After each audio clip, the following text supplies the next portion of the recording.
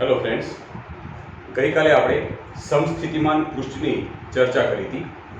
તો સમસ્થિતિમાન પૃષ્ઠ એટલે એવું પૃષ્ઠ હતું કે જે પૃષ્ઠ પરના દરેકે દરેક બિંદુએ વિદ્યુત સ્થિતિમાન એક સમાન હોય તો તેવા પૃષ્ઠને આપણે સમસ્થિતિમાન પૃષ્ઠ તરીકે ઓળખીએ છીએ. તો આજે આપણે સમસ્થિતિમાન પૃષ્ઠ પરના કેટલાક દાખલા સોલ્વ કરવાનો પ્રયત્ન કરીએ. એમાં છે સ્વાધ્યાયનો દાખલા નંબર 2.3. દાખલાની રકમ આ પ્રમાણે છે કે બે વિદ્યુત ભારો છે આપણી પાસે. એક છે 2 માઇક્રોકુલમ અને બીજો છે -2 માઇક્રોકુલમ. એકબીજાથી 6 સેન્ટીમીટર અંતરે એટલે કે દૂર આવેલા બિંદુઓ A અને B ઉપર મૂકેલા છે. સૌથી પહેલા જે રકમ આપી છે, રકમના પહેલા પોઈન્ટ વિચારો કે બે વિદ્યુત ભારો છે. એકનું મૂલ્ય છે 2 માઇક્રોકુલમ અને બીજો છે -2 માઇક્રોકુલમ. એટલે તમને એટલી તો ખબર પડી ગઈ કે બંને વિદ્યુત ભારોના મૂલ્યો સમાન છે, 2 માઇક્રોકુલમ 2 માઇક્રોકુલમ. મતલબ એક ધન વિદ્યુત ભાર હશે, એક ઋણ વિદ્યુત ભાર હશે. તો હવે થોડું વિચારો કે એવી કોઈ કન્ડિશન હતી કે જ્યાં બંને વિદ્યુત ભારના મૂલ્યો સમાન હોય, પરસ્પર વિરુદ્ધ વિજાતીય પ્રકારના હોય અને આ બંને વિદ્યુત ભારો કોઈ ચોક્કસ પરિમિત અંતરે પડેલા હોય, તો આવી બનતી રચનાને આપણે શું કહેતા હતા? તો એને આપણે ડાયપોલ તરીકે ઓળખતા હતા. ડાયપોલ કોને કહેતા હતા? કે બંને વિદ્યુત ભારો વિજાતીય પ્રકારના પણ સમાન મૂલ્યના હોય અને આ બંને વિદ્યુત ભારો જો પરિમિત અંતરે પડેલા હોય તો આ રીતે બનતી રચનાને આપણે વિદ્યુત ડાયપોલ તરીકે ઓળખતા હતા.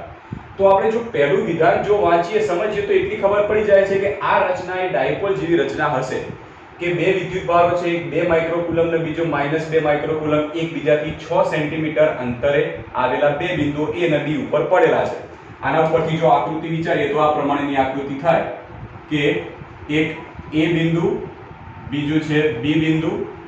ઓકે, આ બંને બિંદુને જોડતી રેખા એટલે કે બંને વચ્ચેનું અંતર 6 સેન્ટીમીટર. ઓકે, આ જગ્યાએ છે 2 માઇક્રોકુલમ વિદ્યુત ભાર A ઉપર, B ઉપર છે -2 માઇક્રોકુલમ વિદ્યુત ભાર. તો બંને મૂલ્યો સમાન બંનેના, પણ બંને વિજાતીય પ્રકારના વિદ્યુત ભારો અને પરિમિત અંતરે પડેલા છે. 6 સેન્ટીમીટર એટલે પરિમિત અંતરે પડેલા છે. તો એક ડાયપોલ જેવી રચના અહીંયા આગળ તમને આપી દીધી છે. તો સોલ્વ શું કરવાનું છે? પહેલો પોઈન્ટ છે તંત્રના કોઈ પણ સમસ્થિતિમાન પૃષ્ઠની ઓળખ કરો. તો આવી રીતે બનતું જે પણ તંત્ર હશે, આ જે રકમ આપી છે એ રકમથી બનતું જે પણ તંત્ર હશે, આ તંત્ર માટે કોઈ પણ સમસ્થિતિમાન પૃષ્ઠ એ દોરી અને બતાવો. એટલે એની ઓળખ તમે કરો કે કઈ જગ્યાએ કેવા પ્રકારનું મળશે. તો અહીંયા તમે રચના જોઈ તો એક ડાયપોલ જેવી રચના થયેલી છે. હવે ડાયપોલ જેવી રચના માટે સમસ્થિતિમાન પૃષ્ઠ આપણે કેવી રીતે દોરીએ, કેવી રીતે એની ઓળખ કરીએ, તો એ સમજવા માટે જે ડાયપોલ છે, ડાયપોલનું આપણે માની લઈએ કે કોઈ આ જગ્યાએ એનું કેન્દ્ર છે. એ કેન્દ્રને આપણે O નામ આપી દઈએ. હવે યાદ કરો કે વિદ્યુત ડાયપોલ એની અક્ષ ઉપરના અને વિદ્યુત ડાયપોલની વિષુવ રેખા ઉપરના કોઈ પણ બિંદુએ વિદ્યુત સ્થિતિમાન આપણે શોધ્યા હતા. બે સૂત્રો મેળવ્યા હતા. એક તો વિદ્યુત ડાયપોલની અક્ષ ઉપર કોઈ પણ બિંદુ આવેલું હોય તો એ જગ્યાએ તમે વિદ્યુત સ્થિતિમાન કેટલું મળે છે એ આપણે મેળવ્યું હતું. સાથે સાથે જે અક્ષ ડાયપોલ હતું એ ડાયપોલની વિષુવ રેખા ઉપર તમે કોઈ પણ જગ્યાએ કોઈ બિંદુ લઈ લો તો ત્યાં આગળ વિદ્યુત સ્થિતિમાન કેટલું હતું એ મેળવ્યું હતું. આ બંને થિયરીમાંથી બીજા નંબરની જે થિયરી હતી કે ડાયપોલની વિષુવ રેખા ઉપરના કોઈ પણ બિંદુએ વિદ્યુત સ્થિતિમાન, અને એ વિદ્યુત સ્થિતિમાન આપણે મેળવ્યું હતું તો 0 મળ્યું હતું. એનો મતલબ શું કે માની લઈએ કે આ રીતે કોઈ ડાયપોલ બનતી હતી. આ ડાયપોલની માની લો કે આ વિષુવ રેખા છે. આ વિષુવ રેખા ઉપર તમે બિંદુ કોઈ પણ જગ્યાએ લઈ લો, કોઈ પણ જગ્યાએ બિંદુ લઈ લો, તો આ દરેકે દરેક જગ્યાઓના બિંદુ ઉપર વિદ્યુત સ્થિતિમાન શોધો તો હંમેશા કેવું મળે? 0 જ મળે. 0 એટલે અચળ અને અચળ એટલે કે સમાન મળે. તો આ બધા જ બિંદુઓમાંથી પસાર થતું કોઈ પૃષ્ઠ વિચારી દો તો આ પૃષ્ઠને પણ સમસ્થિતિમાન પૃષ્ઠ કહી શકાય. તો આપણે શું કરીએ? ડાયપોલની વિષુવ રેખામાંથી પસાર થતું કોઈ સમતલ વિચારી દઈએ તો આ સમતલમાં આવેલા દરેકે દરેક બિંદુએ વિદ્યુત સ્થિતિમાન એક સમાન હોવાનું છે. તો એવા સમતલને અથવા તો એવા પૃષ્ઠને આપણે સમસ્થિતિમાન પૃષ્ઠ કહી શકીએ. તો આવું કોઈ સમસ્થિતિમાન પૃષ્ઠની આપણે ઓળખ કરીએ તો માની લઈએ કે આ જે ડાયપોલનું કેન્દ્ર છે એ કેન્દ્રની આ જગ્યાએની વિષુવ રેખા છે. વિષુવ રેખામાંથી પસાર થતું આપણે કોઈ સમતલ દોરી દઈએ. તો ધારો કે આપણે આવી રીતનું કોઈ સમતલ વિચારી લઈએ.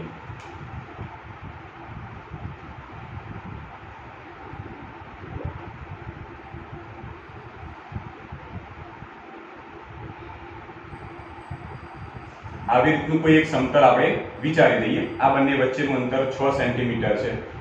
ઓકે, તો આ જે સમતલ રહ્યું એ ડાયપોલની વિષુવ રેખા ઉપરનું સમતલ છે. ડાયપોલ આ રીતે આડો ડાયપોલ હોય તો અહીંયા આગળ માની લો કે આ હાથ છે સમતલ છે, તો આ હાથ આમ ઊભો હોય એટલે તમે દૂરથી જુઓ તો તમને એક રેખા જ દેખાય, અને આ રેખા એ આ ડાયપોલના મધ્ય બિંદુમાંથી અને લંબરૂપે પસાર થતી જ રેખા દેખાતી હોય, પણ વાસ્તવમાં કોઈ એક સમતલ હોય.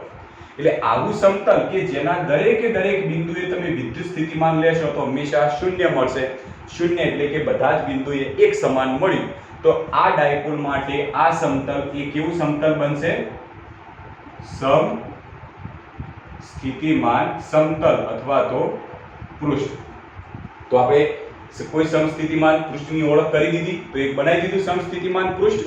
હવે આ સપાટી પરના દરેક બિંદુએ વિદ્યુત ક્ષેત્રની દિશા કઈ હશે? આ સપાટી એટલે જે સમસ્થિતિમાન પૃષ્ઠ તમે બનાવ્યું છે એ સમસ્થિતિમાન પૃષ્ઠ ઉપરનું કોઈ પણ બિંદુ લઈ લો, એ બિંદુએ વિદ્યુત ક્ષેત્રની દિશા કઈ બાજુ હશે? ચેપ્ટર નંબર 1 આગળ થોડા રિવાઇન્ડ થઈ જાઓ. આગળના ચેપ્ટરની અંદર આપણે એવું ભણેલા હતા કે કોઈ ડાયપોલ હોય A અને B, બે બિંદુઓ ધરાવતું કોઈ ડાયપોલ હોય, અને આ ડાયપોલની વિષુવ રેખા એટલે કે આ રેખા ઉપરનું કોઈ પણ બિંદુ તમે લઈ લો. આ બિંદુએ તમે વિદ્યુત ક્ષેત્ર શોધેલું હતું ચેપ્ટર નંબર 1 માં, અને એ વિદ્યુત ક્ષેત્ર આપણે આટલું શોધ્યું હતું કે વિદ્યુત ક્ષેત્ર E બરાબર -kp ભાગ્યા r ઘન. તમને ખ્યાલ હશે કે આપણે ચેપ્ટર નંબર 1 ની અંદર ડાયપોલની વિષુવ રેખા ઉપર આવેલા કોઈ પણ બિંદુએ વિદ્યુત ક્ષેત્ર આપણે આટલા મૂલ્યનું શોધેલું હતું. એમાં આપણે આ ઋણ ચિહ્નનો શું ઉલ્લેખ કર્યો હતો? ઋણનો મતલબ શું બતાવ્યો હતો? આ ઋણના આપણે મતલબ એવો બતાવ્યો હતો કે બિંદુ P પાસેનું વિદ્યુત ક્ષેત્ર જે ડાયપોલ મોમેન્ટ હશે એની વિરુદ્ધ દિશામાં હશે. બરાબર? માની લો કે આ બાજુ ધન વિદ્યુત ભાર હોય, આ બાજુ ઋણ વિદ્યુત ભાર હોય, અને આ ડાયપોલની ડાયપોલ મોમેન્ટ ગણો તો ઋણથી ધન તરફ એટલે આવી દિશામાં જતી હોય, તો આ દિશા એ ડાયપોલ મોમેન્ટની દિશા થશે. તો ડાયપોલ મોમેન્ટ આવી દિશામાં મળે. આ સૂત્ર ઉપરથી આપણે જ્યારે બિંદુ P આગળ મળતું પરિણામી વિદ્યુત ક્ષેત્ર શોધ્યું હતું, તો એ પરિણામી વિદ્યુત ક્ષેત્રની દિશા ડાયપોલ મોમેન્ટની વિરુદ્ધમાં મળી હતી, કારણ કે માઈનસ ચિહ્ન હતું. તો માટે આપણે પરિણામી વિદ્યુત ક્ષેત્ર આવી દિશામાં આપણે શોધેલું હતું. બરાબર? એ વસ્તુ આપણને લગભગ યાદ છે. આ પોઈન્ટનો ઉપયોગ અહીંયા કરીએ. અહીંયા જો આ છે ડાયપોલની વિષુવ રેખા એટલે આવી કોઈ રેખા. અહીંયા પણ સમતલ તમે જોશો તો સમતલ આવી રીતનું, સમતલને સામેથી જુઓ તો તમને રેખા જ દેખાય. આ સમતલ ઉપરનું તમે કોઈ પણ બિંદુ લઈ લો, સમતલ ઉપરનું કોઈ પણ બિંદુ લો એટલે સમતલ એટલે આવી રીતે એના ઉપરનું કોઈ પણ બિંદુ હશે વાસ્તવમાં રેખા ઉપરનું બિંદુ કહેવાય. અને કોઈ રેખા ઉપરનું બિંદુ હોય તો એનું વિદ્યુત ક્ષેત્રની દિશા ડાયપોલ મોમેન્ટની વિરુદ્ધ દિશામાં હોય. તો એવી જ રીતે જો આ જગ્યાએ તમે કોઈ સમતલ ઉપરનું બિંદુ વિચારેલું હશે તો આના માટે ડાયપોલ મોમેન્ટ થશે આવી દિશામાં. આ થશે ડાયપોલ મોમેન્ટની દિશા. તો ડાયપોલ મોમેન્ટ આવી દિશામાં હશે તો આ સમતલ ઉપરનું કોઈ પણ બિંદુ તમે વિચારેલું હશે એના ઉપર વિદ્યુત ક્ષેત્રની દિશા કઈ બાજુ હશે? ડાયપોલ મોમેન્ટની વિરુદ્ધ દિશામાં. જે કોન્સેપ્ટ આપણે આગળના ચેપ્ટરની અંદર ક્લિયર કરેલો હતો. ક્લિયર? ઓકે, તો આવી દિશામાં મળ્યું સપાટી ઉપરના દરેકે દરેક બિંદુ, ગમે તે કોઈ બિંદુ લઈ લો એના અંદર વિદ્યુત ક્ષેત્રની દિશા ડાયપોલ મોમેન્ટની વિરુદ્ધ દિશામાં આ સૂત્ર અનુસાર આપણે મેળવી શકીએ. હવે આ કોન્સેપ્ટને આપણે લેખિત સ્વરૂપમાં લઈ લઈએ. તો બીજો જે ભાગ છે એ બીજો ભાગ આપણે લખીએ. તો અહીંયા આગળ આપણે એનો જવાબ લખીએ બીજા ભાગનો, બી વિભાગનો. પહેલા વિભાગમાં તો ફક્ત દોરવાનું જ કીધું છે તો દોરી દઈએ. બીજા વિભાગમાં લખીએ કે સમસ્થિતિમાન પૃષ્ઠ પરના દરેક બિંદુ પાસે વિદ્યુત ક્ષેત્ર સદિશ E બરાબર માઇનસ કેપી અપોન આર ઘન અનુસાર મળે છે, જેની દિશા ડાયપોલ મોમેન્ટ ની વિરુદ્ધ દિશામાં હોય છે. ક્લિયર? ઓકે, તો એકદમ ઈઝી દાખલો છે. જો તમને દાખલાની રકમ શું કહેવા માંગે છે, મેં તમને પહેલા પણ કીધું હતું, ફરીથી કહું છું, કોઈ પણ દાખલો આપણે ત્યારે જ સોલ્વ કરી શકીએ કે જ્યારે આપેલા દાખલાને ઉપરથી તમે ઇમેજ સ્વરૂપે કોઈ આકૃતિ દોરશો તો તમને એનો આઈડિયા ક્લિયર થશે કે આ દાખલામાં આપણે શું કરવું છે. બરાબર છે? ચલો સેમ આપણે આવો એક દાખલો આગળનો લઈએ, સ્વાધ્યાયનો દાખલા નંબર 2.4.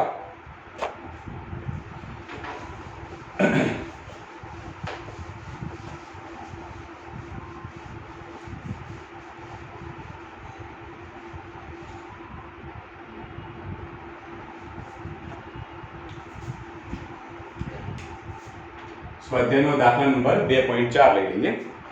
ચલો જો કે 12 સેન્ટીમીટર ત્રિજ્યાના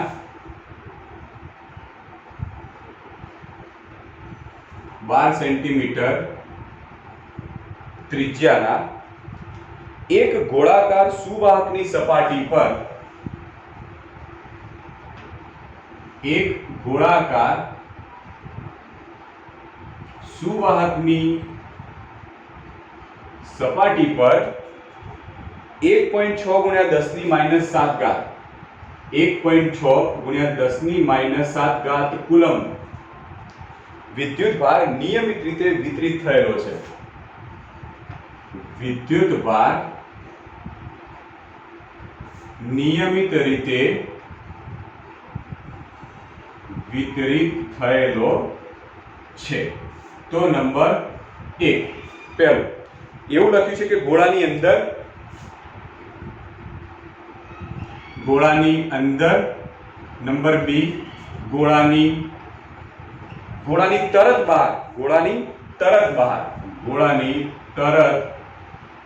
બહાર અને નંબર સી ગોળાના કેન્દ્રથી 18 સેન્ટીમીટર અંતરે, ગોળાના કેન્દ્રથી 18 સેન્ટીમીટર અંતરે આવેલા બિંદુએ વિદ્યુત ક્ષેત્ર કેટલું? આવેલા બિંદુએ વિદ્યુત ક્ષેત્ર કેટલું? ક્લિયર? ચલો હવે આપણે સીધી રકમ છે તો સિમ્પલ રકમ આપણે જોવાનું ટ્રાય કરીએ કે શું આપેલું છે, શું કરવાનું છે. તો જો પહેલા સ્વાધ્યાય દાખલો નંબર 2.4 ની અંદર રકમ તમે જુઓ તો રકમ આપેલી છે કે 12 સેન્ટીમીટર ત્રિજ્યાનો એક ગોળાકાર સુવાહક છે. હવે જોજો આના ઉપરથી પહેલા સમજો કે કેવી આકૃતિ હશે. એક ગોળાકાર સુવાહક છે જેની ત્રિજ્યા 12 સેન્ટીમીટર છે. આ સુવાહકની સપાટી ઉપર 1.6 ગુણ્યા 10 ની માઈનસ 7 ઘાત કુલમ વિદ્યુત ભાર નિયમિત રીતે વિતરિત કરેલો છે. તો ગોળાની અંદર બહાર અને અંદર તરત બહાર અને કેન્દ્રથી 18 સેન્ટીમીટર અંતરે આવેલા બિંદુએ વિદ્યુત ક્ષેત્ર કેટલું થાય? ચલો પહેલા આપણો પ્રશ્ન એ થાય કે રકમની અંદર જે ગોળાકાર સુવાહક આપ્યો છે એ ગોળાકાર સુવાહક કેવો હશે? પોલો હશે કે નક્કર હશે? પહેલા તો પ્રશ્ન એ થાય. આમાં તમને કોઈ ઉલ્લેખ નહીં કર્યો કે પોલો ગોળો હશે કે નક્કર ગોળો હશે. તમને એક ગોળાકાર ભાગ આપી દીધો છે. આ ગોળાકાર ભાગની ઉપર સપાટી ઉપર તમારે વિદ્યુત ભારને વિતરિત કરવાનો છે. તો એના અંદર બહાર અને કેન્દ્રથી 18 સેન્ટીમીટર અંતરે આવેલા બિંદુએ વિદ્યુત ક્ષેત્ર કેટલું થાય? તો પહેલા આપણે ચેક કરવું પડશે કયો ગોળો હશે. એના માટે એક કોન્સેપ્ટ આપણે જોઈ લઈએ. આપણે આગળ એક થિયરી ભણી ગયા હતા કે કોઈ ગોળો હતો, આ ગોળાની અંદર આપણે નિયમિત રીતે વિદ્યુત ભાર વિતરિત કરેલો હતો. આ ગોળાની અંદરના ભાગના આવેલા બિંદુએ, સપાટી ઉપરના બિંદુએ અને ગોળાથી દૂરના આવેલા બહારના ભાગના બિંદુએ વિદ્યુત સ્થિતિમાન શોધ્યું હતું. યાદ રાખો કે કોઈ પણ ગોળો હોય એ સુવાહક હોય અને અવાહક, તો બંનેમાં ડિફરન્સ કેટલો એ પહેલા સમજી લેજો. જો કોઈ ગોળો અવાહક હોય તો અવાહક ગોળામાં તમે આપેલો જેટલો પણ વિદ્યુત ભાર હશે એ વિદ્યુતભાર ગોળાના એ સ્થાન ઉપર જ સ્ટેડી રહે, સ્થિર થઈ જાય. એટલે કે માની લો કે ગોળો અવાહક છે. આ ગોળાને તમે નિયમિત રીતે વિદ્યુતભાર અંદરના ભાગમાં તમે આપ્યો તો એ વિદ્યુતભાર અંદરના ભાગમાં નિયમિત રીતે એ જ સ્થાન ઉપર વિતરિત થયેલો હોય. પણ માની લો કે ગોળો નક્કર ગોળો આપણે વાત કરીએ છીએ, જો નક્કર ગોળો એ સુવાહક હોય તો સુવાહક ગોળો હશે તો તમે અંદરના ભાગમાં નિયમિત રીતે આપેલો બધો જ વિદ્યુતભાર એ અંદરના ભાગમાં ના રહેતા પણ એ સપાટી ઉપર આવી જાય. તમે જ્યારે કોઈ સુવાહક ગોળો લો તો સુવાહક ગોળાને તમે ગમે એટલો વિદ્યુતભાર અંદરના ભાગમાં આપશો તો પણ એ વિદ્યુતભાર ગોળાની સપાટી ઉપર જ વિતરિત થઈ જાય. આ સુવાહક ગોળાની ખાસિયત. પહેલા જ ચેપ્ટરમાં સ્ટાર્ટિંગમાં આપણે સુવાહક અને અવાહક એના વિશેના કેટલાક ડિફરન્સમાં જોયું હતું કે તમે સુવાહક કોઈ ગોળો હોય એ સુવાહક ગોળાને જો તમે કોઈ વિદ્યુતભાર આપશો તો એ વિદ્યુતભાર એની સપાટી ઉપર જ આવી જશે. કેમ આવી જશે? કારણ કે અંદર એક લાક્ષણિકતામાં જોયું હતું વિદ્યુત ક્ષેત્ર રેખાઓની લાક્ષણિકતામાં કે અંદરના ભાગમાં વિદ્યુત ક્ષેત્ર હંમેશા કેવું હોય છે? શૂન્ય હોય. કોનામાં? સુવાહકમાં. સુવાહકની અંદરના ભાગમાં વિદ્યુત ક્ષેત્ર શૂન્ય હોય છે. કેમ? કારણ કે અંદર કોઈ જ પ્રકારનો વિદ્યુતભાર નહીં હોતો. તમે અંદર વિદ્યુતભાર નાખશો તો પણ એ સપાટી ઉપર જ આવી જશે. એટલે આપણો પ્રશ્ન શું થાય કે ભાઈ આપણને આ રકમની અંદર આપેલો ગોળો એ પોલો હશે કે નક્કર હશે? કોઈ જ ફરક નહીં પડે. નક્કર ગોળો હશે તમે વિદ્યુતભાર આપશો એ પણ સપાટી ઉપર આવશે. પોલો ગોળો હશે તમે વિદ્યુતભાર આપશો તો એ સપાટી ઉપર આવી જશે. અને જો નક્કર હશે તો પણ તમે અંદર આપેલો વિદ્યુતભાર એ પણ સપાટી ઉપર જ આવી જશે. તો હવે જ્યારે કોઈ પણ થિયરી હોય કે કોઈ પણ એમસીક્યુ હોય અને એના અંદર જો તમને આકૃતિ આવી રીતે આપી દીધી અને કીધું કે ભાઈ આ ગોળા માટે અંદરના ભાગમાં વિદ્યુત સ્થિતિમાન અથવા તો વિદ્યુતભાર કેટલો, વિદ્યુત ક્ષેત્ર કેટલું હશે, તો પહેલા તો શું વિચારવાનું કે વિદ્યુતભાર જો અંદરના ભાગમાં નિયમિત રીતે વિતરિત કરેલો હશે તો પહેલી વાત આ ગોળો અવાહક ગોળો હશે. કારણ કે સુવાહકમાં અંદરના ભાગમાં કોઈ જગ્યાએ વિદ્યુતભાર ના હોય, એ હંમેશા સપાટી ઉપર જ વિતરિત થાય છે. ક્લિયર? તો અહીંયા આગળ ગોળો હશે પોલો કે નક્કર કોઈ ફરક નહીં પડે. બરાબર? આપણે જે કન્ફ્યુઝન હતું આપણે આ રીતે દૂર કરી દીધું છે. ચલો તો વસ્તુ શું આપી છે પહેલા જોઈ લઈએ કે એક ગોળો છે, એ ગોળાની ત્રિજ્યા તમને આપી દીધી છે. ચલો માની લઈએ કે કોઈ ગોળો છે આ જગ્યાએ. ઓકે, હવે આ ગોળાની ત્રિજ્યા તમને આપી દીધેલી છે r, કેપિટલ R બરાબર 12 સેન્ટીમીટર અથવા તો 12 × 10⁻² મીટર. આ ગોળાકાર સુવાહકની સપાટી ઉપર 1.6 × 10⁻7 કુલમ વિદ્યુતભાર આપણે આપી દઈએ છીએ. તો આના ઉપર આપણે વિદ્યુતભાર આપી દઈએ. ચલો તો આના ઉપર આપણે વિદ્યુતભાર નિયમિત રીતે વિતરિત કરી દઈએ. ધન વિદ્યુતભાર આવશે કે ઋણ? કારણ કે અહીંયા આગળ કોઈ ચિહ્ન નથી એ માટે ધન વિદ્યુતભાર હશે. તો Q બરાબર કેટલા હશે? 1.6 × 10⁻7 કુલમ. તો ગોળાની અંદર વિદ્યુત ક્ષેત્ર કેટલું હશે? કેટલું હોય? જો બધો જ વિદ્યુતભાર બહારના ભાગમાં હોય તો અંદરના ભાગમાં વિદ્યુત ક્ષેત્ર કેટલું હશે?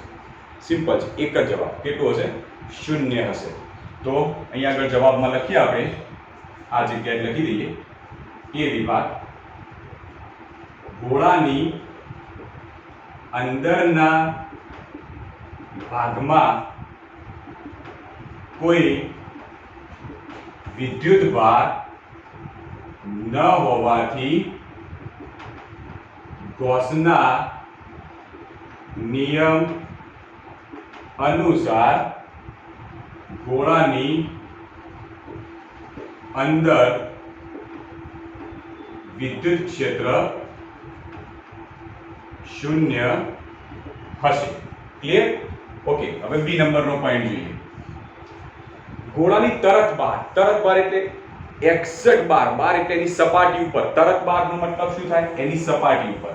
આ સપાટી ઉપર વિદ્યુત ક્ષેત્ર કેટલું હશે? તો આપણે ભણી ગયેલા છીએ કે કોઈ પોલો ગોળો હોય અથવા તો કોઈ નક્કર ગોળો હોય તો એની સપાટી ઉપર વિદ્યુત ક્ષેત્ર કેટલું હોય છે?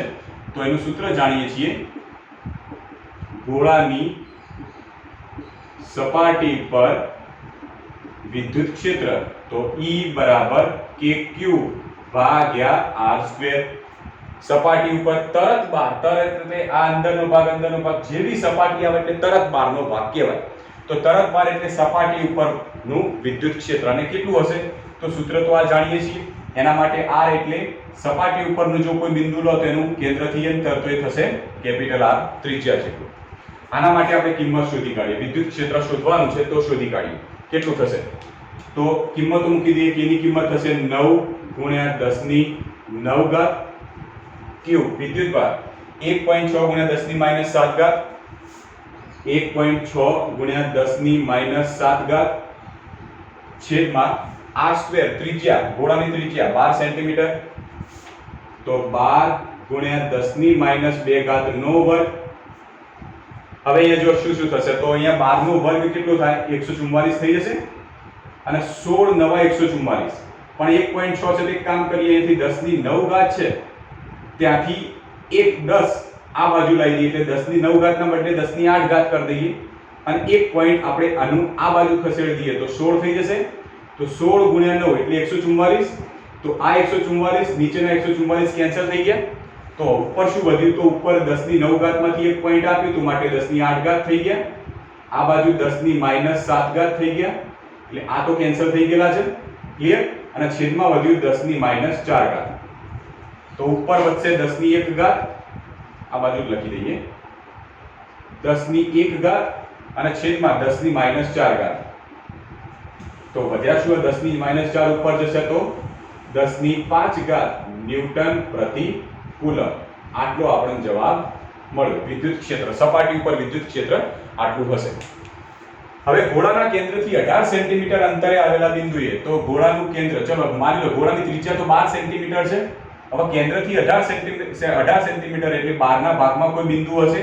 આ જગ્યાએ આને આપણે ધારો કે નામ આપી દઈએ બિંદુ A. આટલાથી આટલું અંતર 18 સેન્ટીમીટર છે. તો આ બિંદુએ વિદ્યુત ક્ષેત્ર કેટલું હશે? તો જાણીએ છીએ કે આટલું અંતર એને આપણે સ્મોલ r તરીકે ઓળખી દઈએ. તો જે જગ્યાએ કેપિટલ R છે તો બહારના ભાગમાં ગોળાની સપાટી ઉપર હોય કે બહારના ભાગમાં વિદ્યુત ક્ષેત્ર આપણે જાણીએ છીએ. આ બિંદુ તો ગોળાની બહારના ભાગનું બિંદુ થઈ ગયું. અને બહારના ભાગના બિંદુ આગળ વિદ્યુત ક્ષેત્ર કેટલું હોય જેનું સૂત્ર આપણે જાણીએ છીએ કે ગોળાના કેન્દ્રથી R બરાબર 18 સેન્ટીમીટર અંતરે આવેલા બિંદુએ વિદ્યુત ક્ષેત્ર. ચલો સૂત્ર શું છે? તો જાણીએ છીએ કે E બરાબર KQ R², small r². Okay, કિંમતો મૂકી દઈએ. તો 9 × 10⁹ ક્યુબ, Q તરીકે થશે 1.6 × 10⁻⁷ છેદમાં R, સ્મોલ r તરીકે કેટલું અંતર થશે? 18 સેન્ટીમીટર એટલે 18 × 10⁻² નો વર્ગ. તમે આનું કેલ્ક્યુલેશન કરશો તો તમને જવાબ મળશે આનો 4.44 × 10⁴ ન્યૂટન પ્રતિ કુલમ વિદ્યુત ક્ષેત્ર E. તો આટલું વિદ્યુત ક્ષેત્ર મળ્યું. ક્લિયર? એકદમ ઈઝી દાખલો છે. આમ દાખલો જુઓ તો તમને એવું લાગે પહેલા ચેપ્ટરનો દાખલો હશે, પણ થોડા કોન્સેપ્ટ ઉપર ધ્યાન રાખશો તો ખબર પડી જાય કે દાખલો બીજા ચેપ્ટર. એટલે વાસ્તવમાં પહેલું ને બીજું બંને ચેપ્ટર કોઈ અલગ ચેપ્ટર નહીં, એક જ ચેપ્ટર છે પણ બે ભાગમાં વહેંચી કાઢ્યું છે. બહુ એની લંબાઈ વધી ના જાય એટલા માટે. બરાબર? તો સમસ્થિતિમાન પૃષ્ઠ માટેનો આ પોઈન્ટ અહીંયા પૂરો થાય છે.